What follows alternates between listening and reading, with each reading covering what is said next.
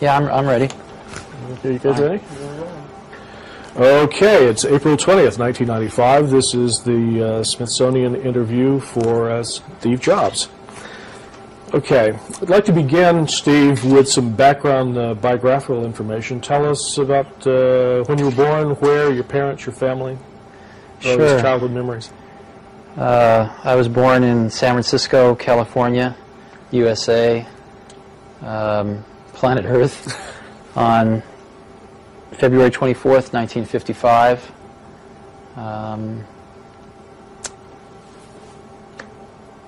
I could go into a lot of details of my youth, but I don't know that anybody would really care about that too much. Only mine in 300 years, because all this print's going to disintegrate. Tell me a little bit about your parents, your family. What are the earliest things you remember?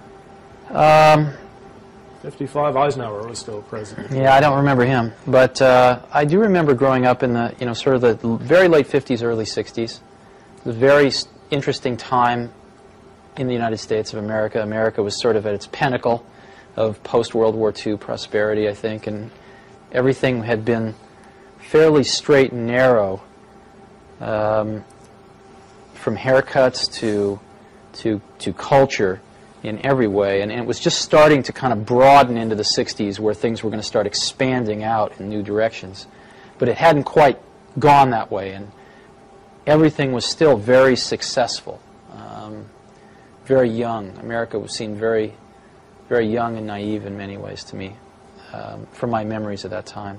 Yeah, so you would have been about 5 or 6 years old when John Kennedy was right. I remember president. John Kennedy being assassinated. I remember the exact moment I heard that he had been shot. Where were you when I was walking across the grass of my schoolyard going home at about 3 in the afternoon, and somebody yelled out that the president had been shot and killed.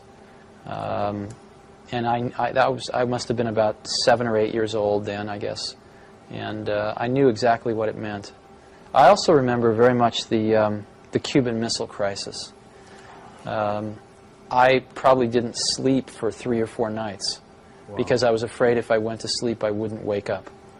And I absolutely, even at, I guess I was about 6, 7 years old. Yeah. Again, I understood exactly what was going on. I think everybody did. And it was really a terror that I will never forget in my life, and probably has never really left. And I think that everyone felt it at that time. Oh, yeah. Those of us who were older, I remember being in high school and making plans of where we'd meet if the country was devastated. It was a strange time. One of the things we're trying to get a handle on is sort of passion and power, and early things that you were passionate about, that you were really interested in, that you think. Well, I was very lucky. I had a father named Paul who was a pretty remarkable man. He'd never graduated from high school. He joined the Coast Guard in World War II and ferried troops around the world for General Patton, I guess. And I think he was always getting into trouble and getting busted down to what's private, I think, is the lowest, right? Yeah. But he was a machinist by trade, and worked very hard, and was kind of a genius with his hands. And he had a workbench out in the garage where, when I was about 5 or 6, he sectioned off a little piece of it and said, "Steve, this is your workbench now." And he gave me some of his smaller tools, showed me how to use a hammer and a saw and how to build things. And it really was very good for me. He spent a lot of time with me teaching me how to build things, take things apart, put things back together. And one of the things that he touched upon was electronics. He did not have a deep understanding of electronics himself, but he'd encountered electronics a lot in automobiles and other things that he would fix. So he showed me the rudiments of electronics, and I got very interested in that. And then I grew up in Silicon Valley. My parents moved from San Francisco to Mountain View when I was 5. My dad had gotten transferred. And that was right in the heart of Silicon Valley. So there were engineers kind of all around, and Silicon Valley at that time was still orchards for the most part. I mean, it was apricot orchards and prune orchards, and it was really paradise. I remember there not being... I remember almost every day the air being crystal clear, where you could see from one end of the valley to the other. And this was when you were 6, 7, Yeah. 8 years old at this time. Right, exactly. And it was really the most wonderful place in the world to grow up. And there was a man that moved in down the street, maybe about 6 or 7 houses down the block, who was new in the neighborhood with his wife, and it turned out he was an engineer at Hewlett-Packard, and he was a ham radio operator and really into electronics. And what he did to get to know the kids on the block was a rather strange thing. He put out a carbon microphone and a battery and a speaker on his driveway, where you could talk into the microphone and your voice would get amplified on the speaker. It's kind of a strange thing to do when you move into a neighborhood, but that's what he did. This is great. And I, of course, started messing around with this, and I'd always been taught that you needed an amplifier to amplify the voice of a microphone for it to come out of a speaker. Oh, yeah. My father had taught me that, so I went home and proudly announced to my father that he was all wrong and that this man up the block was amplifying voice with just a battery. My father told me I didn't know what I was talking about. We got into a very large argument about this, so I dragged him down and showed him this, and he himself was a little befuddled. And I got to know this man whose name was Larry Lang, and he taught me a lot of electronics too. He was great. And he used to build, you know, Heath kits, which they don't really have anymore. But Heath kits were really great. These Heath kits were these products that you would buy in kit form. You'd actually pay more money for them than you would if you just went and bought the finished product, if it was available. But these Heath kits would come with detailed manuals and on how to put this thing together, and all the parts would be laid out in a certain way and color-coded, and you'd actually build this thing yourself. And I would say that gave one several things. It gave one an understanding of what was inside a finished product and how it worked, because it would all include a theory of operation. But maybe even more importantly, it gave one the sense that one could build the things that one saw around oneself in the universe. I mean, you see, these things were not mysteries anymore. When you looked at a television set, you would think, well, I haven't built one of those, but I could. There's one of those in the Heathkit catalog, and I built 2 other Heathkits, so I could build a television set. I could build, you know, things became much more clear that they were the results of human creation, not these magical things that just appeared in one's environment and one had no knowledge of their interiors. So it gave one a tremendous degree of self-confidence that through exploration and learning one could understand seemingly very complex things in one's environment. And so, you know, that was my childhood was very fortunate in that way. Yeah, I had a rough time in school. It sounds like you were really lucky to have your dad as both a sort of a mentor and a hero. And I was going to ask you about school. What was the formal side of your education like? Good, bad, school was pretty hard for me at the beginning. My mother had taught me how to read before I got to school, and so when I got there, I really just wanted to do 2 things. I wanted to read books, because I loved reading books, and I wanted to go outside and chase butterflies and do all the things that, you know, 5-year-olds like to do. And I encountered authority of a different kind than I'd ever encountered before, and I did not like it. And they almost got me. They came this close to really beating any curiosity out of me. By the time I was in 3rd grade, I'd had a good buddy of mine, Rick Ferrantino, and the only way we had fun was to create mischief. And we used to do things like, I remember one time we traded everybody, there was a big bike rack where everybody put their bikes, maybe 100 bikes in this bike rack, and we traded everybody our lock combinations for theirs on an individual basis, and then went out one day and put everybody's lock in everybody else's bike, and it took them until about 10 o'clock that night to get all the bikes unsorted and stuff like that. We'd set off explosives in teachers' desks and stuff, and it was pretty serious. We got kicked out of school a lot. And in 4th grade, I encountered one of the other saints in my life, which was they discovered they were going to put me and this guy, Rick Ferrantino, into the same 4th grade class, and the principal said at the last minute, no, bad idea, separate them. So this teacher, Mrs. Hill, said, I'll take one of them, and she taught the advanced 4th grade class, and thank God I was the random one that got put in her class. And she watched me for about 2 weeks, and she then approached me. She said, Stephen, I'll tell you what, I'll make you a deal. I have this math workbook, and if you take it home and finish it on your own without any help, and you bring it back to me, if you get it 80% right, I will give you $5 and one of these really big suckers. She bought it. She held it out in front of me, one of these giant things. And I looked at her like, are you crazy, lady? You know, nobody's ever done this before. And, of course, I did it. And she basically bribed me back into learning with candy and money. And what was really remarkable was that, you know, before very long I had such a respect for her that I sort of reignited my desire to learn. And she was remarkable. She got me kits for making cameras. You know, I ground my own lens and made a camera, and it was really quite wonderful. And I think I probably learned more academically that 1 year than I've ever learned in my life. And it created problems though, because when I got out of 4th grade, they tested me and they decided to put me in high school. And my parents said no, thank God. They said you can skip 1 grade, but that's all. But not to high school. But not to high school. No way, no how. Oh, that's good. And I found skipping 1 grade, you know, to be very troublesome in many ways. That was plenty enough. And but it did create some problems. I'm going to get myself a little out of order here, but this seems like such a good place to talk about it.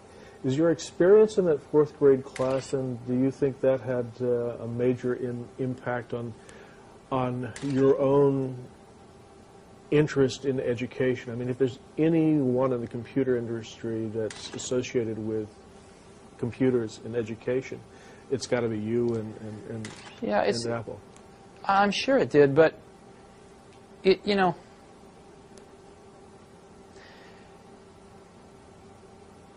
I'm a very big believer in equal opportunity as opposed to equal outcome.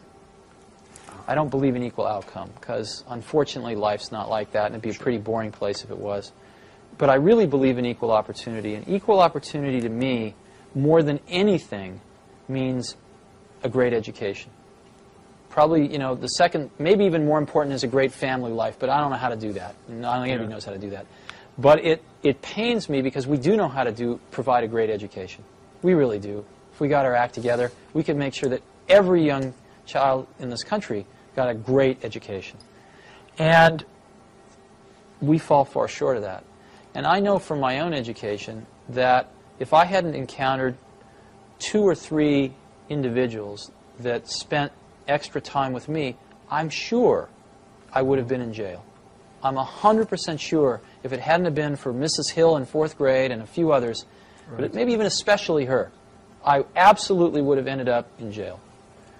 Because I could see those tendencies in myself to sort of have a certain energy to do something, and it could have been directed to doing something interesting that other people thought was a good idea, or doing something interesting that other people maybe didn't like so much. Put you in jail, right? And so, I think when you're young, a little bit of course correction goes a long way. And I think it takes pretty talented people to do that. And I don't know that enough of them get attracted to go into public education. You can't even support a family on what you get paid. On what you get paid. And if you're smart, I sort of feel if somebody's smart enough that you want to turn your kids over to them for the majority of their childhood. I mean, the majority of their waking hours in their childhood are spent not with your parents, but with your teachers. Sure. I'd like the people that are teaching my kids to be good enough that they could get a job at the company I work for making $100,000 a year. Mm-hmm. Well, why should they work at a school for $35,000, $40,000 a year if they could get a job here at $100,000 a year? Absolutely. I mean, that's not is that an intelligence test? I mean, yeah, so exactly. I think we should basically be hiring them and paying them $100,000 a year. But the problem there, of course, is the unions. The unions are the worst thing that ever happened to education. Because it's not a meritocracy. Yeah, exactly. It turns into a bureaucracy, which is exactly what's happened. And teachers can't teach, and administrators run the place, and nobody can be fired. It's terrible. Well, some people say that this new technology may be the network world, if you will, may be a way to bypass that. Are you optimistic? No, I absolutely don't believe that. And as you pointed out, I've probably helped put more computers in more schools than anybody else in the world, and I'm up until this point in time, and I'm absolutely convinced that that is by no means the most important thing. No, the most important thing is another person. Another person that incites your curiosity, that guides your curiosity, that feeds your curiosity. And machines cannot do that in the same way people can.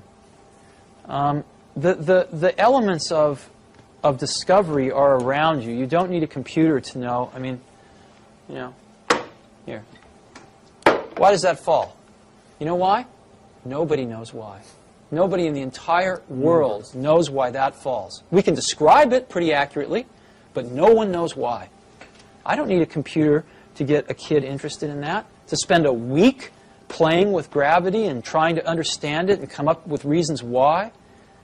But you do need a person. You do need a person. And so, especially with computers the way they are now, computers are very reactive. But they are not proactive. They are not agents, if you will. They are very reactive. So what children need is something much more proactive. And they need a guide. They don't need an assistant. And I think we have the material to solve this problem in the world. It's just being deployed in other places. And I've been very strong believer that what we need to do in education is go to the full voucher system. I know this isn't what you care about, but this is what I care about a great deal. Well, and this is exactly what we care about. Okay, great. This was believe it or not, this was at the end, and we're one of the things that I feel is that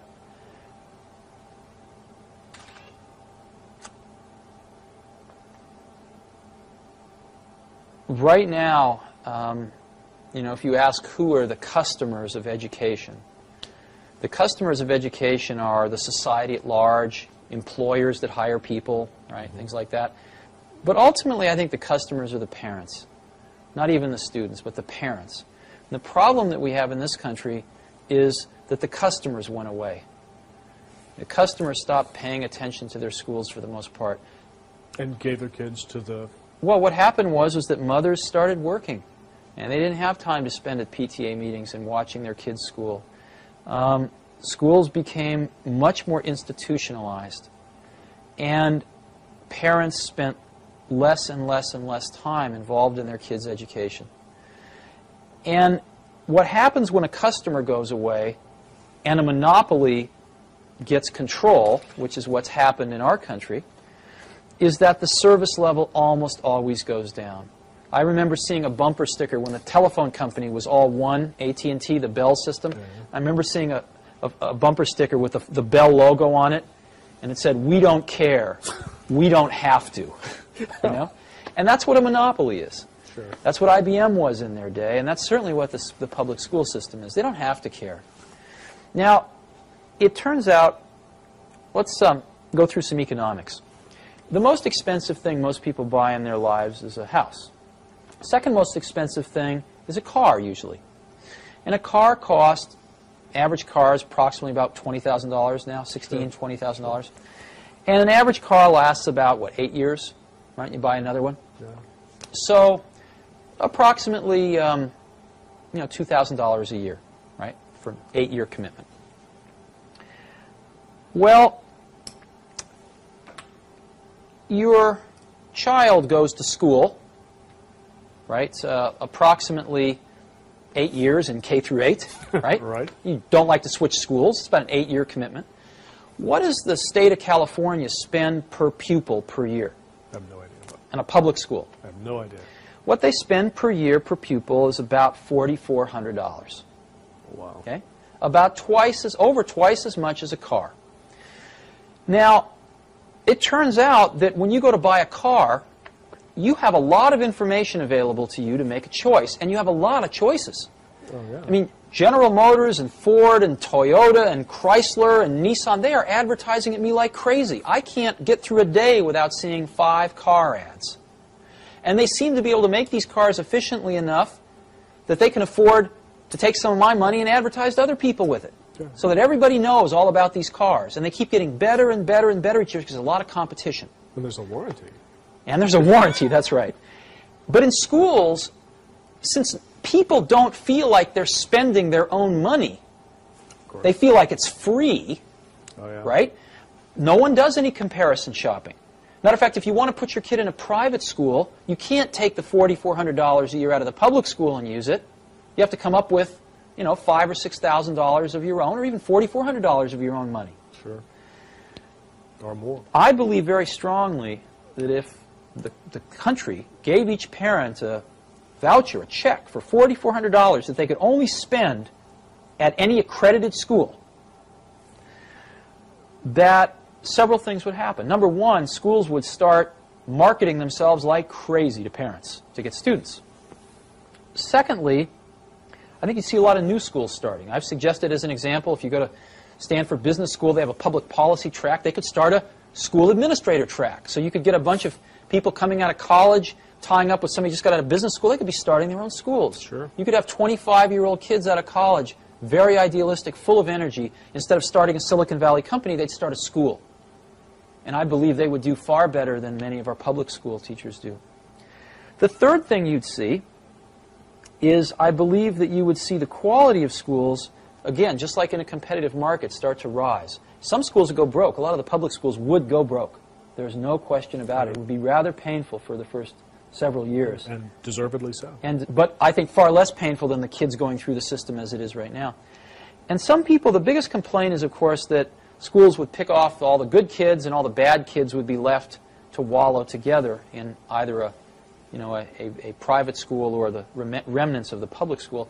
To me, that's like saying, well, all the car manufacturers are going to make BMWs and Mercedeses and nobody's going to make a $10,000 car. Well, I think the most hotly competitive market right now is the $10,000 car area. You've got all the Japanese playing in it. You've got General Motors that spent $5 billion subsidizing Saturn so far so that they can compete in that market. You've got Ford, which has just introduced 2 new cars in that market. You've got Chrysler with the Neon. Yeah. So you're spending $32,000 and you're getting a $500 used car in some cases.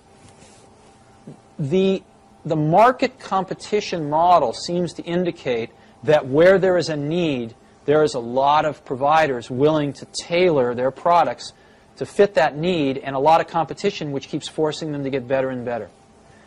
So I think the problems we've got, I used to think when I was in my 20s that technology was the solution to most of the world's problems. And unfortunately, it ain't so. It's sort of, I'll give you an analogy. A lot of times we think, why is television programming so bad? Why are television shows so bad, so demeaning, so poor? And the first thought that occurs to you is, well, there's a conspiracy. The networks are feeding us this slop because it's cheap to produce, because of this, because of that. It's the networks that are controlling this, and they are feeding us this stuff to try to dumb down the American public. But the truth of the matter, of course, if you study it in any depth, is the networks absolutely want to give people what they want so that they watch the shows. If people wanted something different, they would get it. And the truth of the matter is, the shows that are on television because that's what people want. The majority of the people in this country want to turn on the television and turn off their brain. And that's what they get. And that's far more depressing than a conspiracy. Conspiracies are much more fun than the truth of the matter, which is that a vast majority of the American public are pretty mindless most of the time. I think the school situation is equally, there's a parallel here when it comes to technology. It is so much more hopeful to think that technology can solve the problems that are really more human and more organizational and more political in nature. And it ain't so. we need to attack these things at the root, which is people, and how much freedom we give people, the competition that will attract the best people. Unfortunately, the side effect of pushing out a lot of 46-year-old teachers that lost their spirit, 15 years ago and shouldn't be teaching right now. So I think I feel very strongly about this. And I wish it was as simple as giving every kid a computer, but it won't work. Yeah, and I'm really glad we had a chance to talk about it up front. Sure. I'm going to change the tape sure. and go back. I'm sorry? I'm sure the NEA will grab.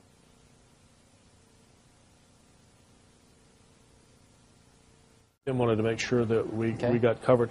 And one of the things was about the books about your life and career. So much has been written about you. Rather than go over a lot of those stories, I was going to ask if there are any of those books, or which one do you think is the best and the fairest, and if there are aspects that of your career that you think have been left out that you'd like to have addressed. I have to tell you truly, I'm pretty ignorant about that because I haven't read any of them. Oh, I skimmed one time, and the first page, I skimmed one, maybe read about 10% of it, and I read the first page of another, and it got my birthday wrong by a year. And I thought, well, if they can't even get this right, then this is probably not worth reading. The one that I skimmed, I don't remember which one it was, but I've always considered part of my job was to keep the quality level of people in the organizations I work with very high.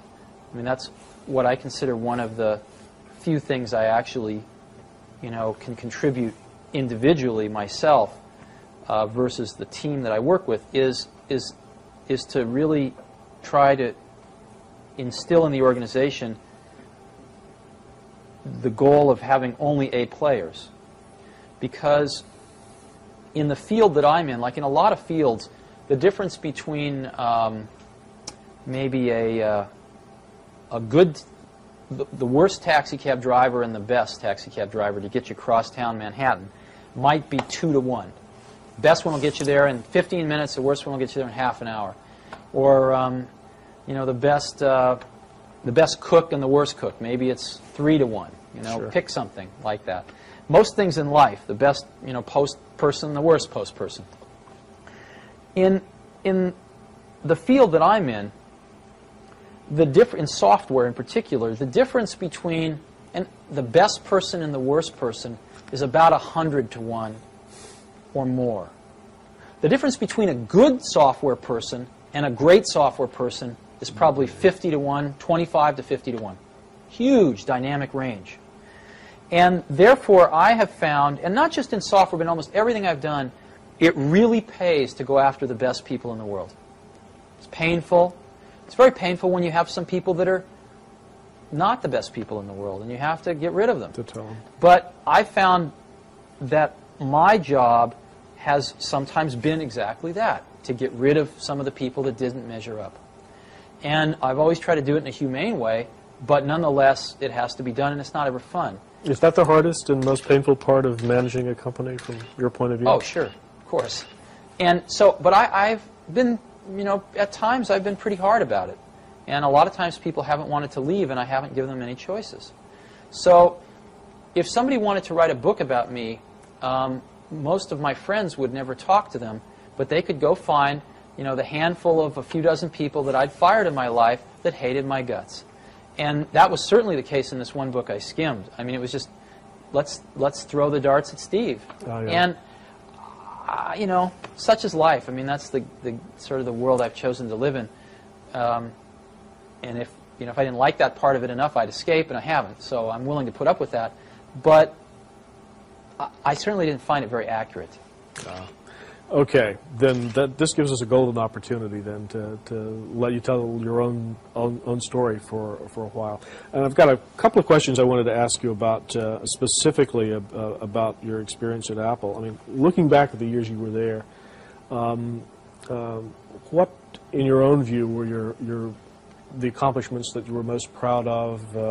Are there a couple of Apple stories that you really like to tell? Oh, Apple was this incredible journey. I mean, we did some amazing things there. The thing that bound us together at Apple was not, it was the ability to make things that were going to change the world. That was very important to all of us. And we were all pretty young. The average age of the company was, you know, mid to late 20s. And we were, you know, hardly anybody had families, certainly at the beginning, and we all worked like maniacs. And the greatest joy was that we felt we were fashioning sort of collective works of art, much like, you know, 20th century physics or anything that was, you know, something important that would last, that a lot of people contributed to. And we could actually then, after, you know, very few people could engineer these things, but then they could give them to more people who could, as an example, build an automated factory to build them, and then they could give them to even more people who could use them. And the amplification factor was very large. I mean, in doing the Macintosh as an example, there were a core group of less than 100 people that did the Mac, and yet Apple shipped well over 10 million of them. So, and of course, everybody's copied it. So if you look at what's really happened, it's in the, you know, hundreds of millions at this point in time. That's pretty large amplification, right? Yeah. You know, 1,000,000 to 1. And it's not often in your life that you get that opportunity to amplify your values 100 to 1, 1,000,000 to 1. And that's really what we were doing. I mean, if you look at what we did, what we tried to do was to say computation and how it relates to people is really at its infancy here. And we are in the right place at the right time to change the course of that vector a little bit. Yeah. And what's interesting is if you change the course of a vector near its origin, you know, by the time it gets a few miles out, it's way different. And we were very cognizant of this fact, really from almost the beginning at Apple, that we were, for some incredibly lucky reason, fortunate enough to be at the right place at the right time to do this. And so the contributions that we tried to make embodied values that were not only of technical excellence and innovation, which I think we did certainly our share of, but innovation in a more humanistic way. The things I'm most proud about of Apple are where those two things came together, as an example, in publishing. You know, the Macintosh basically revolutionized publishing and printing. And it was because of that typographic artistry coupled with the technical understanding and excellence to implement that electronically, those two things coming together. Things coming together where people didn't have to understand arcane computer commands to use the computer. So it was the combination of those two things that I am the most proud of. And it happened on the Apple II, and it happened on the Lisa, although there were other problems with the Lisa that caused it to be a market failure. And then it happened again big time with the Macintosh. You used an interesting word when you were describing what you were doing. You were talking about art, not engineering, That's and correct. Not science. You want to talk about that for a minute? Sure. You know, I believe that the distinction between we generally use the word artist to mean visual artist of some sort. But I actually think there's really very little distinction between an artist of that type and a scientist or engineer of the highest caliber. And I've never had a distinction in my mind between those two types of people. They've just, to me, been people that pursue different paths, but basically kind of headed to the same goal, which is to express something of what they perceive to be the truth around them, so that others can see it, so that others can benefit by it. And the artistry is in the elegance of the solution, like chess playing or mathematics? No, I think the artistry is in having an insight into what one sees around them, generally putting things together in ways that no one else has, and finding a way to express that to other people who don't have that same insight, so that they can get some of the advantage of that insight that makes them feel a certain way or allows them to do a certain thing. And I think that certainly a lot of the folks on the Macintosh team were capable of doing that and did exactly that. And if you study these people a little bit more, what you'll find was, you know, in this particular time, I don't know how it will be in 200 years, but certainly in the 70s and 80s, the best people in computers would have normally been poets and writers and musicians. I mean, almost all of them were musicians. A lot of them were poets on the side. And they went into computers because it was so compelling, because it was fresh and new, and it was a new medium of expression of their creative talents. And the feelings and the passion that people put into it were completely indistinguishable from a poet or a painter. Completely indistinguishable. And I think there was a tremendous amount of, you know, a lot of the people also were fairly shy people, or maybe fairly inward people, who put a lot of their expression about how they felt about other people or the rest of humanity in general into their work that other people would use. A lot of people put a lot of love into these products and a lot of expression of their appreciation into these things. It's hard to explain. No, it's passion, but, in the truest sense of the word. So it's, and I don't think this is becoming less true, unfortunately. The computer industry is at a very critical juncture where those people are clearly leaving the field now. What are they doing? Well, where are they going? Hard to say. They're not being attracted by something else. They're being driven out of the computer business. And they're being driven out of the computer business because the computer business is becoming a monopoly with Microsoft.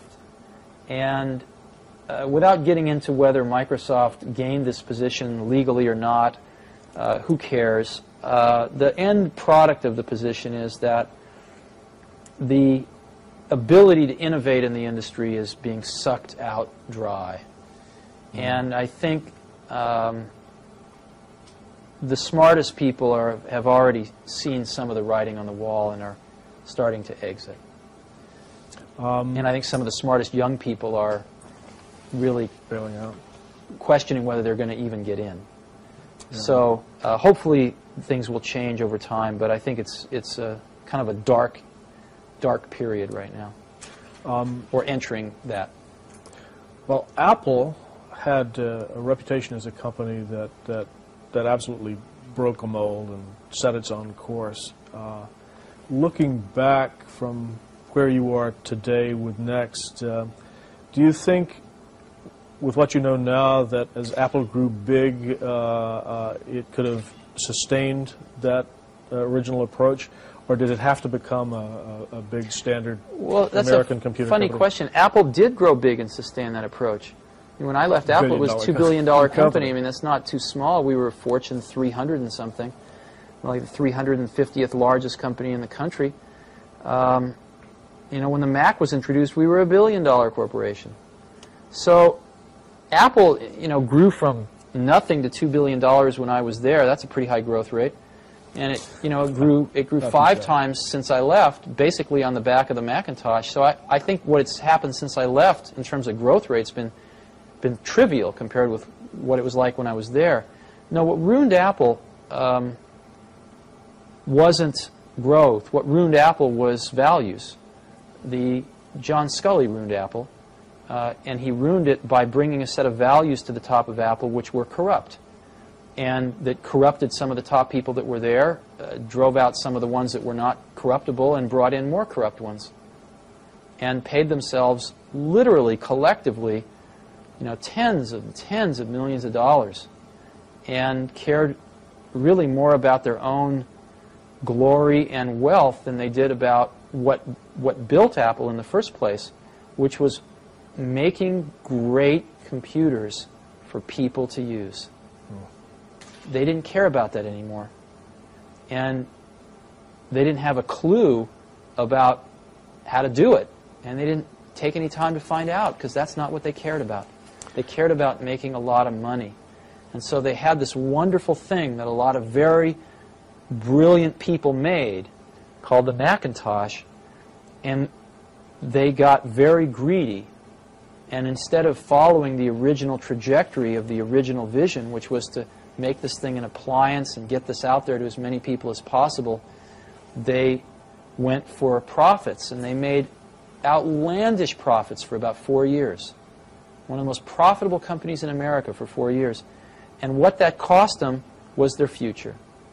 Because what they should have been doing is making rational profits and going for market share, which is what we'd always tried to do. And Macintosh would have had a 33% market share right now, maybe even higher. Maybe it would have been Microsoft, but we'll never know. And now it's got a single-digit market share and falling. And there's no way to ever get that moment in time back. And the Macintosh will die in another few years. And it's really sad. And the problem is that the recipe for how to create the next Macintosh, no one at Apple has a clue. Because no one running any part of Apple was there when the Macintosh was made. Or any other product at Apple. They've just been living off that one thing now for over a decade. And the last attempt was the Newton, and you know what happened to that. So it's kind of tragic, but as unemotionally as I can be, that's what's happening. And unless somebody pulls a rabbit out of a hat, you know, these things, companies tend to have long glide slopes because of the installed bases. Sure. But Apple's just gliding down this glide slope, and they're losing market share every year. And things start to spiral once you get under a certain threshold. Developers no longer write applications for your computer, so you know, then it really starts to spiral down. Sure. Well, this obviously, I mean, there's obviously still a lot of emotional attachment to. Oh, sure. To Apple. I want Apple to live forever and keep shipping great products forever. And I mean, Apple could have been Apple was for a while like a Sony. It was the place that made the coolest stuff. Is there a user of Apple or oh, sure. or a story that you could tell that in your mind exemplifies what the company stood for and its values at its best? Sort of a, you know, what customers were using the Apple products when you were there? There were two kinds of customers. I mean, basically, Apple was sort of, there was the educational aspects of Apple, and then there was sort of the non-educational. On the non-educational side, you know, Apple was two things. One, it was the first lifestyle computers. I mean, Macintosh was the first lifestyle computer. But secondly, it's hard to remember how bad it was, you know, in early 80s, with IBM taking over the world with the PC, with DOS out there. It was far worse than the Apple II. And they tried to copy the Apple II, and they'd done a pretty bad job, and you needed to know a lot. And so things were kind of slipping backwards. And Macintosh was, you saw the 1984 commercial. Oh, yeah. I hope you have that in your archives. You know, Macintosh was basically this relatively small company, you know, in Cupertino, California, taking on the Goliath, IBM, and saying, wait a minute, your way is wrong. This is not the way we want computers to go. This is not the legacy we want to leave. This is not what we want our kids to be learning. This is wrong, and we are going to show you the right way to do it. And here it is. It's called Macintosh, and this is so much better that it's going to beat you. And we are going to do it. Oh, yeah. And that's what Apple stood for, was that. And that was one of the things. The other thing was, you can go a little further back in time, and you know, Apple IIs, one of the things that built Apple was schools buying Apple IIs. But even so, there was, I think, only about 10% of the schools that had a computer, even one computer in them, in 1979, I think it was. And when I grew up, I was, again, lucky because I was in Silicon Valley. When I was 12, I think I saw my first computer. 10 or 11, maybe 11 or 12. It was down at NASA Ames. And I didn't see the computer. I saw a terminal, and there was theoretically a computer on the other end of the wire. And I fell in love with it. And I saw my first desktop computer at Hewlett-Packard, which was one of their, it was called the 9100A. It was the first desktop computer in the world. Ran BASIC and APL, I think. And I fell in love with them. And I thought, as we looking at these statistics in 1979, I thought, you know, if there was just one computer in every school, some of the kids would find it, you know. Yeah. If it was just there, someone will find it, and it will change their life. And we saw the rate at which this was happening and the rate at which the school bureaucracies were deciding to buy a computer per school, and it was so slow that we realized that a whole generation of kids was going to go through the school system before they even got their first computer. So we thought, the kids can't wait for this, basically.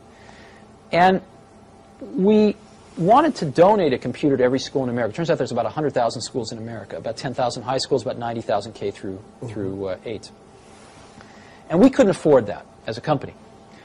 So we studied the law, and it turned out that there was a law already on the books, in a national law, that said if you donate a piece of scientific instrumentation or computer to a university for educational and research purposes, you can take an extra tax deduction for that.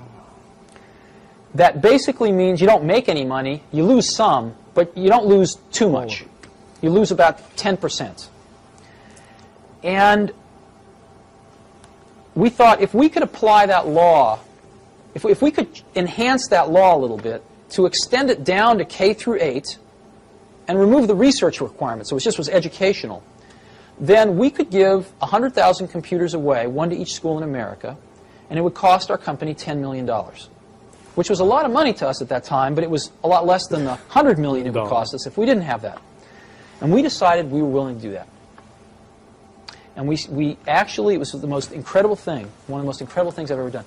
We found our local representative, a guy named Pete Stark, over in, I think it was East Bay. And Pete and a few of us sat down and we wrote a bill.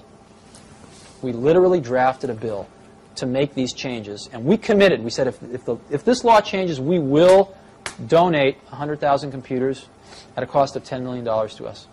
And we called it the Kids Can't Wait bill. And Pete Stark introduced it in the House, and Senator Danforth introduced it in the Senate. And I refused to hire any lobbyists. And I went back to Washington myself, and I actually walked the halls of Congress for about 2 weeks. And it was the most incredible thing. I met probably 2/3 of the House and over half of the Senate myself and sat down and talked with them. And it was very interesting. I found the House members were routinely less intelligent than the Senate members. And they were much more knee-jerk to their constituency, which I found initially quite offensive. But I came to understand that maybe that's a really good idea. Maybe that's the way the framers wanted it. They weren't supposed to think too much. They were supposed to represent. Maybe the senators were supposed to think a little more. But it's a precursor of... It was very interesting. Anyway, the bill passed the House with the largest favorable majority of any tax bill in the history of this country. Okay? Wow. What happened was, it was during Carter's lame duck session, and Bob Dole, who was then the Speaker of the House, killed it. He would not bring it to the floor. And we ran out of time. And so we would have had to have started the entire process over the next year. And I gave up. I said, this is crazy. However, fortunately, something unique happened. California thought this was such a good idea that they came to us and they said, you don't have to do a thing. We're going to pass a bill that says, since you operate in the state of California, pay California tax, we're going to pass this bill that says if the federal bill doesn't pass, then you get the tax break in California. You can do it in California, which there are 10,000 schools. So we did. Wow. We gave away 10,000 computers in the state of California. We got a whole bunch of the software companies, gave away a bunch of software. We trained teachers for free, and we monitored this thing over the next few years. It was phenomenal. It was really phenomenal. And one of my great experiences, but also one of my biggest regrets, was that we really tried to do this on the national level and got so close. And I don't think Bob Dole even knew what he was doing, but he really, unfortunately, screwed up here. Yeah, major. Oh, that's a great story. That's a great But story. that was also part of what Apple was about. Now, on the business side, I was at the Washington Post when the Macintosh was introduced, and the Washington Post was an IBM Big Blue shop, and nobody was going to play with it. That's right. And the Macintosh infiltrated the Post. There was almost a guerrilla movement. And it started with ad artists, and now the whole front end of the newspaper is being done on Macintosh Apple machines. On the business side, was that fairly common? This guerrilla cult movement on see, we had no concept of how to sell to corporate America because none of us had ever come from there. I mean, it was like another planet to us. I mean, unfortunately, I've had to learn all that stuff now. And if I'd only known then what I know now, we could have done a lot better. But didn't know that stuff and didn't have any people that did. So our attempts to sell to corporate America were just bungled. And we ended up just selling to people that sort of were buying a product for its merit, not because of the company it came from. I mean, everybody was very hooked on Big Blue back then. Oh, yeah. And they bought IBM mindlessly, that famous phrase, you never get fired for buying IBM. True. But we, fortunately, were able to change a lot of that. And Apple, as you know, even I believe today, is a bigger supplier of personal computers than IBM. Great stories. Tell me about Next. What motivated you to establish Next, and what were the goals that you set out to accomplish when you set up this new company? Oh, that's complicated. We basically wanted to keep doing what we were doing at Apple, keep innovating, and we didn't see that was going to happen. And we made a mistake, which was to try to follow the same metaphor that we did at Apple, to make the whole widget. And the market was changing. The industry was changing. The scale was changing. And in the end, we knew we would sort of be the last company that made it or the first that didn't. You know, we were right on that edge. And we thought we'd be the last one that really made it, but we were wrong. We were the first one that didn't make it. And I think pretty much put an end to the companies that have ever tried to do that. And we certainly made our fair share of mistakes, but in the end, I think we should have took a little longer and realized that the world was changing and just go on to be a software company right off the bat. Right off the bat. But the machine got great reviews. Well, the machine was the best machine in the world. Listen, believe it or not, they're selling on the used market today for, in some cases, more than we sold them for originally. They're hard to find even today, and we haven't even made them for 2 years, 2.5 years. What are the features that people, are there features on the old Next machine, old, it's not that old, that are still missing from computers today? Or? Oh, sure. What? Tell us about it. Well, first of all, it was a totally plug-and-play machine. Right? Except for Macintosh, that's hard to find. It was an extremely powerful machine, though, way beyond the Macintosh. So it sort of combined the power of the workstations with this plug-and-playness of the Mac, which is quite nice. Second of all, the machine had sort of a fit and finish that you don't find today. Beautiful. No, I don't just mean in packaging. I mean in sort of operation. Simple things to complex things. Simple things like soft power on and off. I mean, trivial little thing, but as you know, one of the biggest reasons people lose information in computers is they turn them off at the wrong time. And when you get into a multitasking network system, that can happen. That can even have much more severe consequences. So, we were the first people to ever do that, still some of the only people to do that, where you push a button and you tell the computer, you request the computer to turn off, it figures out what it needs to do to shut down gracefully and then turns itself off. Of course, the Next computer was the first computer with built-in, high-quality sound, CD-quality sound, and most people do that now, which is great. It took them a long time, but most people do that now. Yeah, just ahead of its time. Yeah, just ahead of its time. But change the tape. I need. Ready to roll? Tell me about the Next Step software. What makes it different? What trends does it respond to? That's the real gem. I'll tell you an interesting story. When I was at Apple, a few of my acquaintances said, you really need to go over to Xerox PARC, which was Palo Alto Research Center, PARC, and see what they've got going over there. Now, they didn't usually let too many people in, but I was able to get in there and see what they were doing, and I saw their early computer called the Alto, which was a phenomenal computer. And they actually showed me 3 things there that they had working in 1976. I saw them in 1979. That took really until a few years ago for us to fully recreate, for the industry to fully recreate, in this case with Next Step. However, I didn't see those 3 things. I only saw the first one, which was so incredible to me that it saturated me, it blinded me to see the other 2. And it took me years to sort of recreate them or rediscover them and incorporate them back into the model. But they were very far ahead in their thinking. They didn't have it right. I mean, the stuff they had done was not really right, but it was the germ of the idea of all 3 things was there. And the 3 things were graphical user interfaces, object-oriented computing, and networking. Let me go through those. Graphical user interfaces. The Alto had the world's first graphical user interface. It had windows. It had a crude menu system. It had crude panels and stuff. It didn't work right, but it basically was all there. Objects. They had Smalltalk running. The world's first, or not the first, but really basically the first object-oriented language.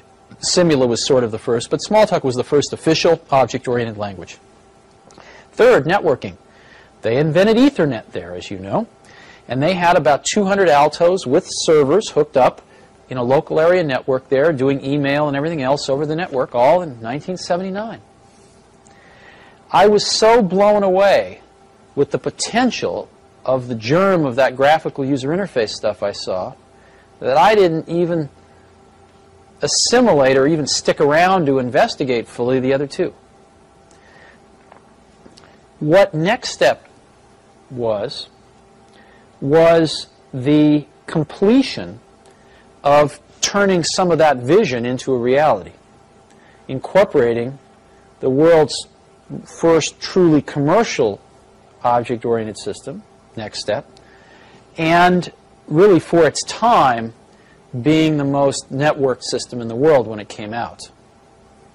And I think the world has made a lot of progress in networking, but hasn't yet crossed the hurdle into objects. And what's happened with Next Step is it's really started to get adopted by some very large corporate customers and is now the most popular object-oriented system in the world, as objects are on the threshold of starting to move into the mainstream.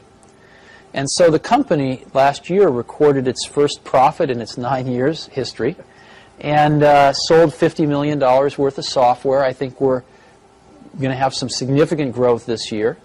And it's fairly clear that Next can get up to being a few $100 million software company in the next 3 or 4 years and be the largest company offering objects until Microsoft comes into the market at some point in time, probably with a pretty half-baked product.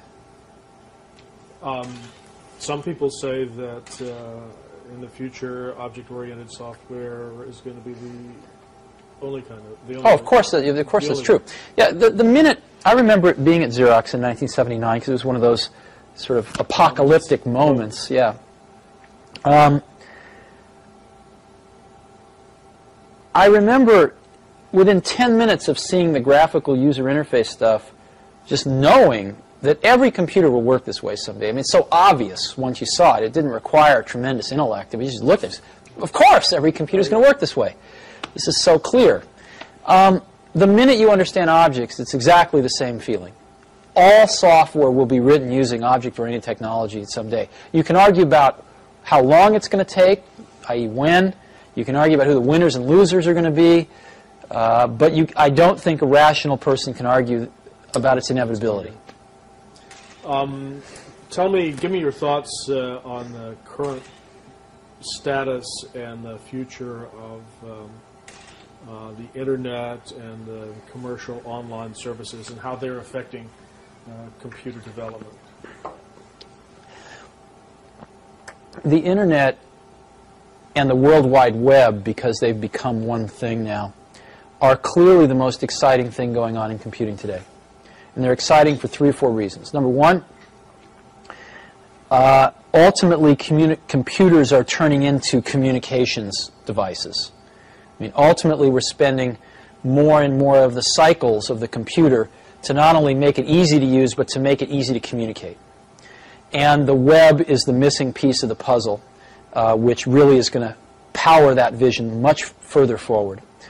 So it's very exciting in that way. Secondly, it's very exciting because it is going to destroy vast layers of our economy. And it is going to make available a presence in the marketplace for very small companies that is equal to very large companies. Let me give you an example. A small 3-person company in Phoenix, Arizona can have a web server that looks identical, if not better, than IBM's or than the Gaps or than anybody else, any large company. And they can gain access to this electronic distribution channel for free. They don't have to build buildings. They don't have to go sign up 1,000 distributors and have people to call on them, et cetera, et cetera. In essence, direct distribution from the manufacturer to the customer via the Internet, via the web, the direct contact, direct transactions, and then distribution via UPS or Federal Express, that's going to be cheaper than going through all these middlemen or building hundreds of stores around the country. It is going to radically change the way goods and services are discovered, sold, and delivered, not only in this country, but eventually in the world.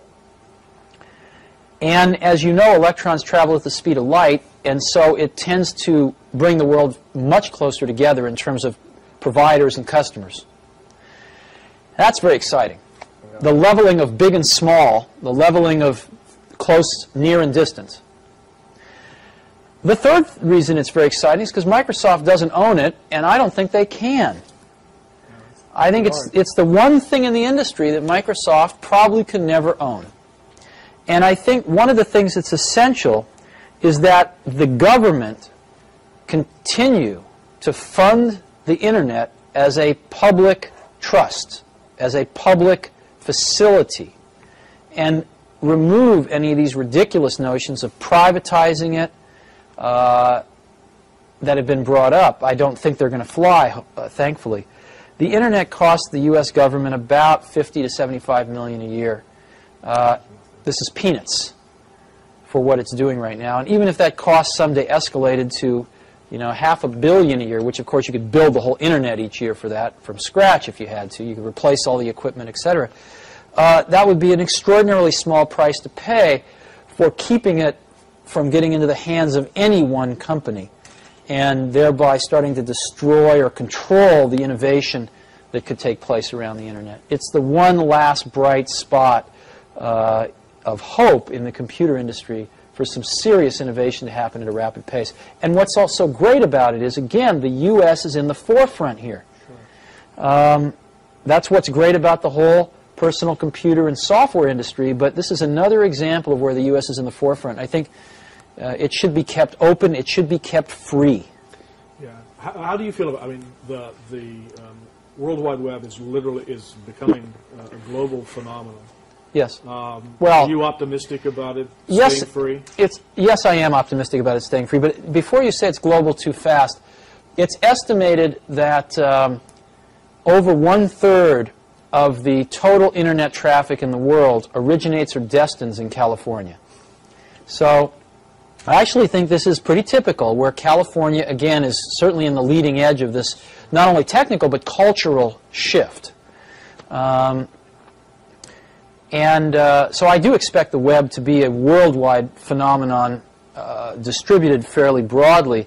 Right now, I think it's a U.S. phenomenon that's moving to be global, and again, very concentrated in certain pockets, California being one. Oh yeah, well, 85% of the world doesn't have access to a telephone yet, so, right. But potential there, and you're pretty optimistic. Tell me about Pixar. Pixar is very interesting. I got hooked up with some folks. Again, a friend of mine told me I should go visit these crazy guys up in San Rafael, California, who were working at Lucasfilm.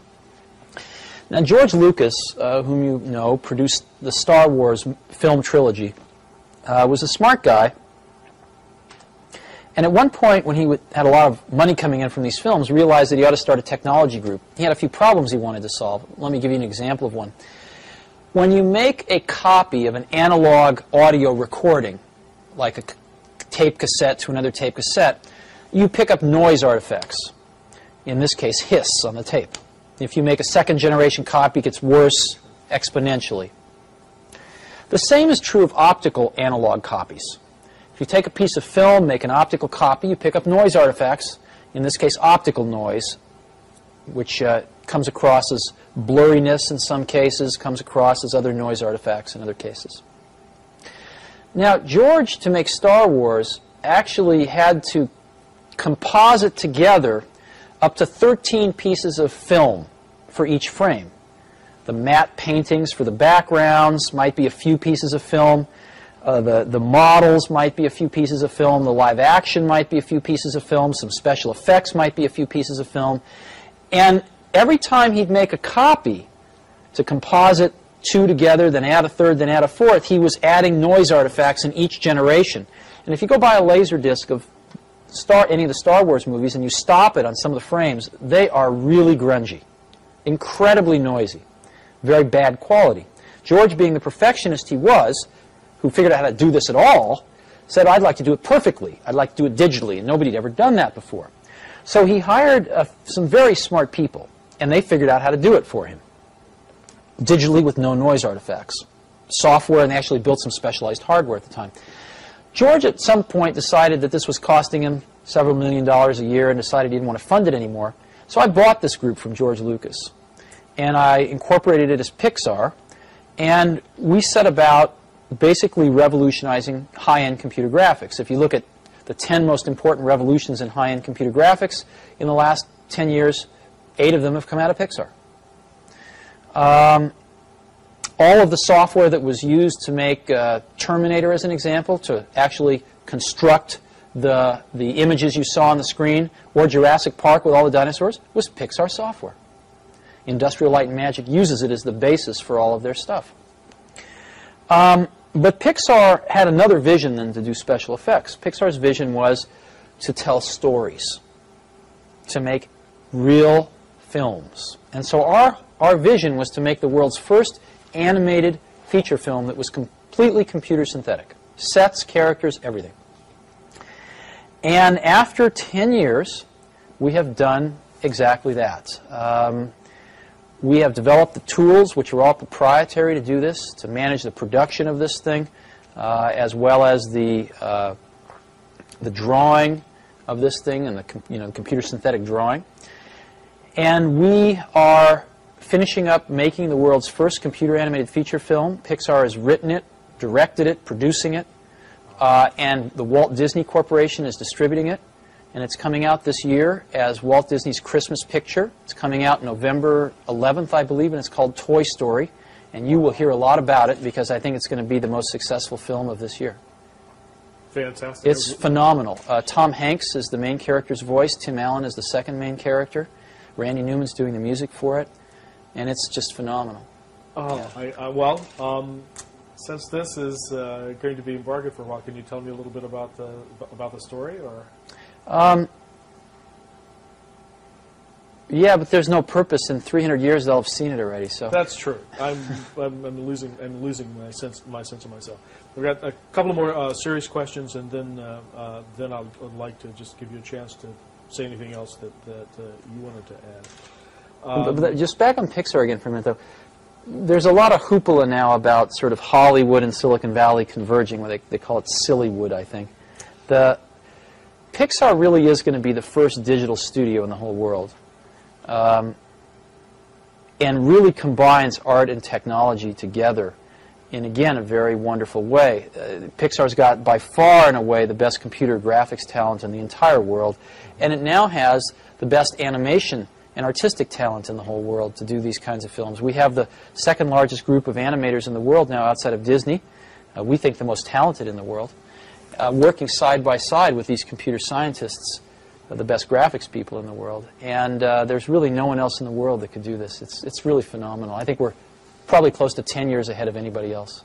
Sounds really exciting. Well, the question I was going to ask, and you partially answered it, was about startup companies. As I look around the facility here and in your literature, there are alliances written all over the walls. I mean, literally, signed art. I mean, you're aligned with the Hewlett-Packard and Sun and Oracle and Digital and all the systems integrators.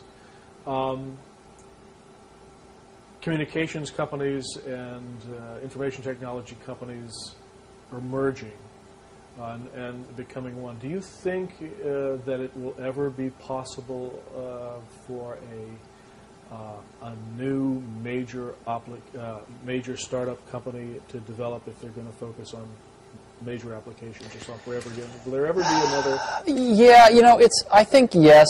Intellectually, sometimes one would say in despair no, but I think yes. And the reason is because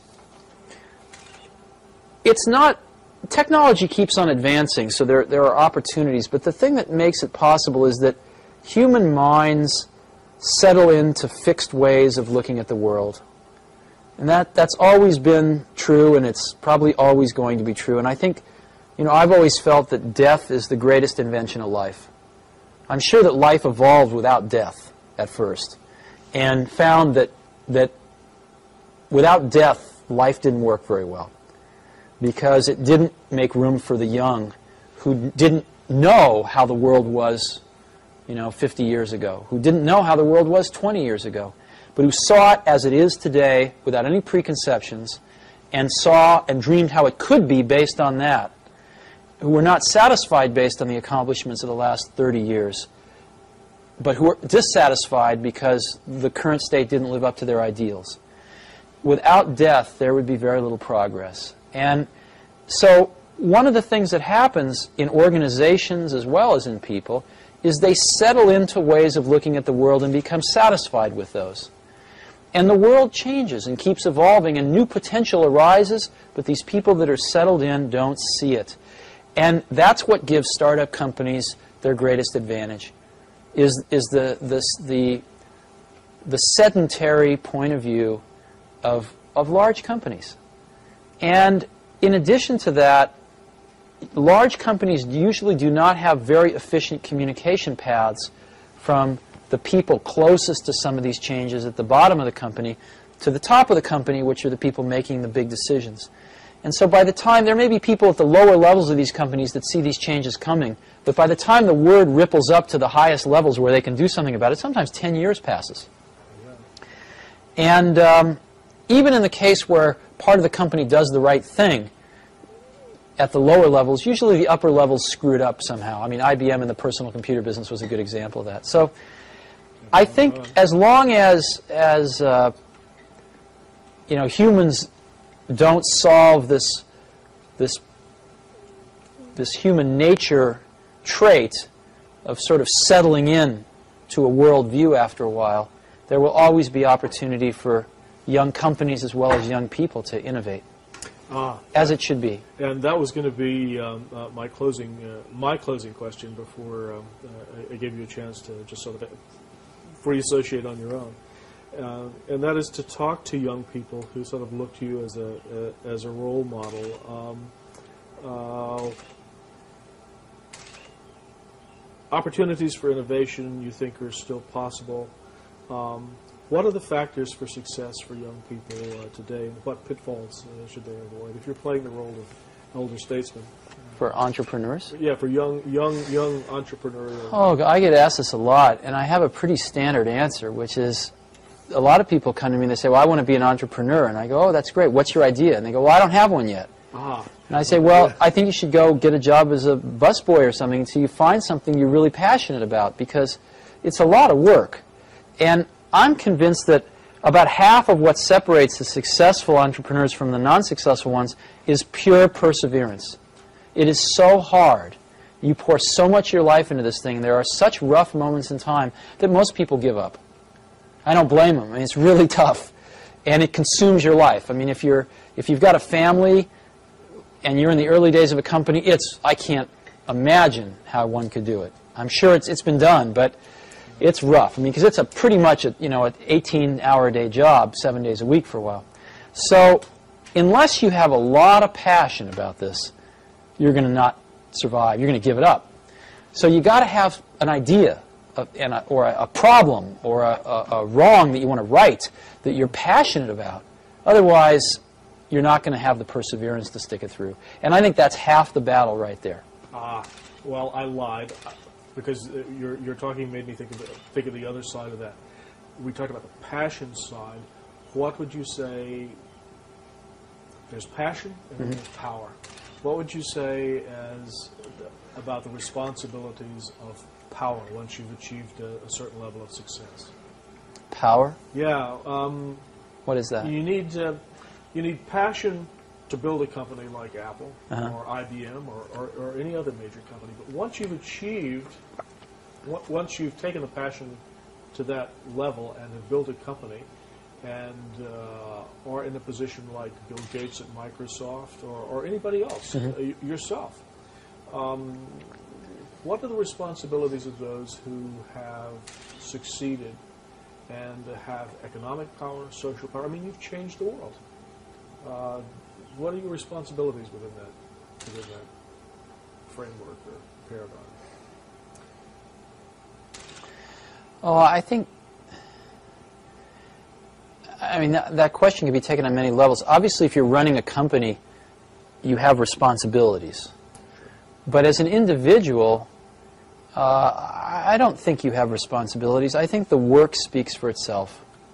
And I don't think that people have special responsibilities just because they've done something that other people, like or don't like or what have you. I think the work speaks for itself. I think people can choose to do things if they want to. But, we're all going to be dead soon. That's my point of view. Somebody once told me, they said, live each day as if it will be your last, and one day you'll certainly be right. And I do that. And I really, you never know when you're going to go. But you are going to go pretty soon. And if you're going to leave anything behind, it's going to be, your kids, a few friends, and your work, right? So that's what I tend to worry about. I don't tend to think about responsibility. Matter of fact, I tend to like to, on occasion, pretend I don't have any responsibilities. I try to remember the last day when I didn't have anything to do and I had nothing to do the following day that I had to do. I had no responsibilities, and it was, decades ago. So I have to pretend when I want to feel that way. So I don't think in those terms. I think you have a responsibility to do really good stuff and get it out there for people to use and let them build on the shoulders of it and keep making better stuff. So the responsibilities to yourself and to your own standards and... Well, in our business, one person can't do anything anymore, but you create a team of people around you, and you have a responsibility of integrity of the work to that team. Everybody does, and you try to turn out the best work you can. Any final comments or thoughts, either for the record or off the record?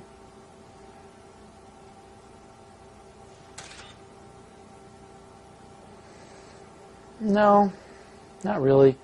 Time frame's an interesting thing when you think about people, looking back. I do think when people look back on this in 100 years, they're going to see this as a remarkable time in history. incredibly, and especially this area, believe it or not. I mean, I think when you look at the innovation that's come out of this area, just this Bay Area, Silicon Valley and the whole San Francisco, Berkeley Bay Area, you know, you've got the invention of the integrated circuit, the invention of the microprocessor, the invention of semiconductor memory, right? Certainly the invention of the modern hard disk drive, the invention of the floppy disk drive. The invention of the modern floppy disk drive. Those were invented at IBM, the hard disk and the floppy disk. But the commercialization of those things. The invention of the personal computer. The invention of genetic engineering. The invention of object-oriented technology. The invention of graphical user interfaces at PARC, followed by Apple. The invention of networking. All that happened in this Bay Area. Isn't that incredible? Yeah. Why do you think it happened? Why here? Why here? This place, this 2 or 3 reasons. This place is a remarkable place, actually. I mean, you have to go back a little bit in history. I mean, this is where the beatnik era happened, you know, San Francisco. It was a pretty interesting thing. This is where the hippie movement happened. This is the only place in America where rock and roll really happened, right? It's all the bands. I mean, most of the bands in this country, outside of Bob Dylan in the 60s, I mean, they all came out of here. Everything from Joan Baez to, you know, Jefferson Airplane to the Grateful Dead. I mean, everything came out of here. Janis Joplin, Jimi Hendrix. Everybody. Everybody. Why is that? That's a little strange when you think about it. And then you've also had Stanford and Berkeley, 2 awesome universities, drawing smart people from all over the world and depositing them in this clean, sunny, nice place where there's a whole bunch of other smart people and pretty good food, right? And, you know, at times a lot of drugs and a lot of fun things to do.